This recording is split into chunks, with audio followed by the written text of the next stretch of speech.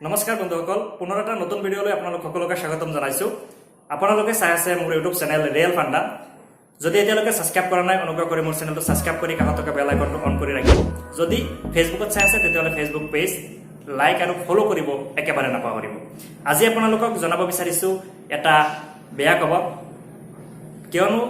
আপোনালোকে গম পায় যেহেতু বিকাশ আমিন এজন ইউটিউবাৰ হয় আৰু তেওঁক যোৱাকালি দিছপুৰ থানাৰ এটা গোচৰৰ ভিত্তিত গ্ৰেপ্তাৰ কৰা হল সাংসাৰিক নিজা ভৱনৰ পৰা যোৱা 2017 চনত এটা ভিডিঅ ভাইৰাল হৈছিল আৰু যেটো ভিডিঅত এজনী ছোৱালীক কিছুমান দুৰ্বৃত্তই অশ্লীল ব্যৱহাৰ কৰিছিল আপোনাৰ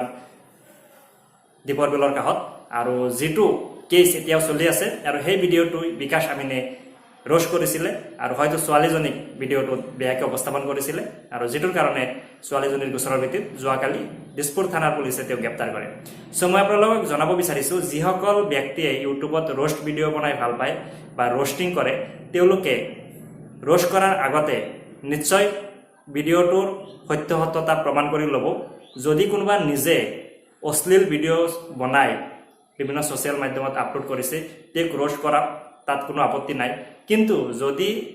হেই ব্যক্তিগৰাকী কোনোবাই দুৰ্বৃত্তই